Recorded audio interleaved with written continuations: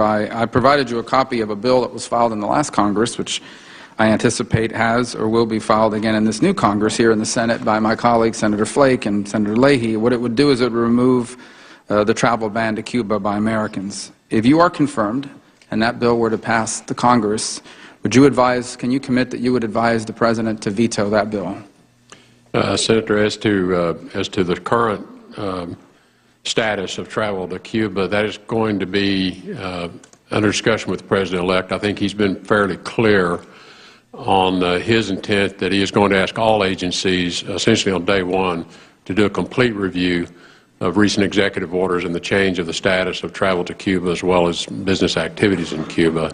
So it would be my expectation that the President would not immediately approve that bill until after that review had occurred, because that would be part of a broader view of our posture towards Cuba. Well, again, if he doesn't act on the bill, it would become law without his signature. So my question is, at this time, you cannot commit to supporting a veto of that bill should it pass. Well, I would support a veto because I don't think we want to change the current status of things until we've completed that review. That was the question I wanted to get to. Let me ask you this. If a bill were to pass Congress that would remove the U.S. embargo against Cuba, and there hasn't been democratic changes on the island of Cuba, would you advise the President to veto a bill that lifted the embargo on Cuba? If confirmed, yes, I would. And can you also commit that you would advise the President to reverse many, if not all, of the Obama administration's Cuba regulations and executive orders regarding Cuba that were recently submitted in 2014? As indicated, I expect a comprehensive review of all those executive orders, and from the State Department perspective, would want to examine carefully the criteria under which Cuba was delisted from the list of terrorist nations that support terrorism, and whether or not that delisting was appropriate and whether or not the circumstances which led to that delisting still exist. You do not currently have an opinion at this time as to whether Cuba belongs on the list of terror sponsors? Well, I would need to examine all the criteria that were used to make the current determination, and then utilizing the expertise of those in the State Department, again informed by the interagency process, to look at those criteria that would put Cuba back on that list. As I'm sure you're aware, there is a dispute between China and Japan over control of the Senkaku island chain. If China attempted to take over the island chain through the use of military force, would you support the United States responding with military force to prevent that from happening? Well, we have long-standing ally commitments with Japan and South Korea in the area, and I think we would respond in accordance with those accords, which are not a NATO-type agreement, but certainly we have made commitments to Japan in terms of a guarantee of their defense. I want to, because in your opening remarks you referred to human rights, and I'm glad that you did, and I wanted to walk you through a few examples quickly. I shared with you when we met on Monday a political prisoner database maintained by the Congressional Executive Commission on China. It contains more than 1,400 active records of individuals known or believed to be in detention. Do you believe China is one of the world's worst human rights violators? China has serious human rights violations relative to categorizing it against other nations. I would have to have more information, but they certainly have serious human rights violations. Okay. Well, since President Rodrigo Duterte took office last June, the Los Angeles Times reports that roughly over 6,200 people have been killed in the Philippines by police and vigilantes in alleged drug raids. In your view, is this the right way to conduct an anti-drug campaign?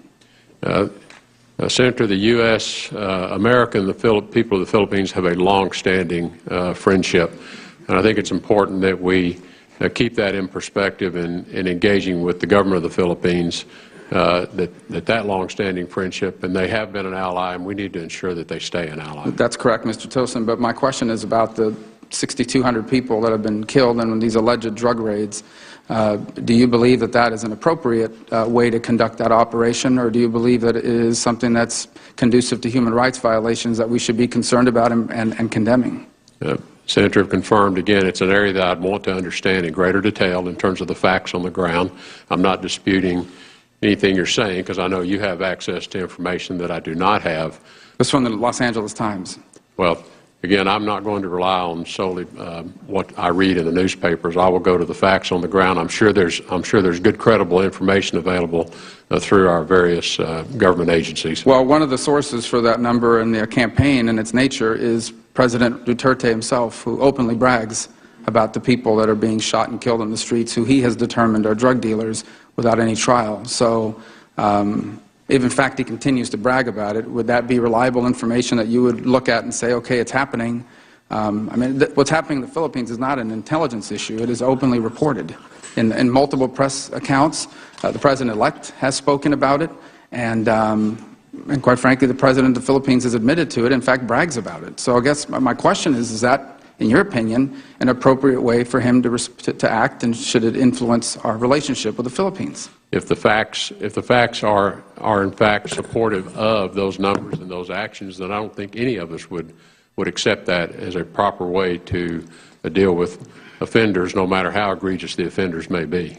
I'm sure you're also aware of the lack of both religious freedoms and the rights and lack of rights of women in Saudi Arabia.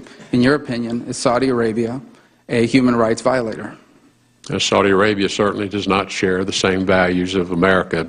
However, American interests have been advocating in Saudi Arabia for some time. And I think the question is, what is the pace of progress that should be expected for the Kingdom of Saudi Arabia to advance rights to women and others in the country? But as it currently stands, do you consider what they're doing to be human rights violations?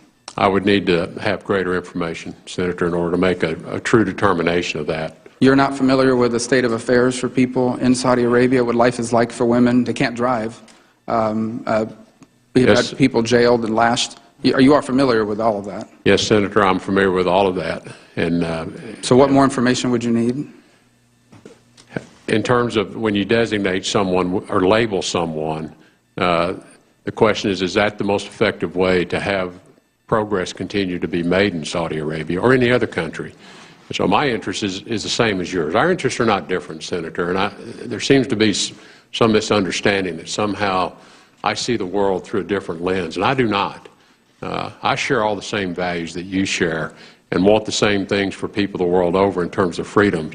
But I'm also clear-eyed and realistic about dealing in cultures. These are centuries-long cultures, cultural differences. It doesn't mean that we can't affect them and affect them to change. And in fact, over the many, many years that I've been traveling to the kingdom, while the pace has been slow, slower than any of us wish, there is a change underway in the Kingdom of Saudi Arabia. How and if they ever arrive to the same value system we have, I can't predict that. But what I do believe is it is moving in the direction that we want it to move. And what I wouldn't want to do is to take some kind of a precipitous action that suddenly causes the leadership in the Kingdom of Saudi Arabia to have to interrupt that. I'd like for them to continue to make that progress. Thank you. Senator Menendez. Thank you, Mr. Chairman.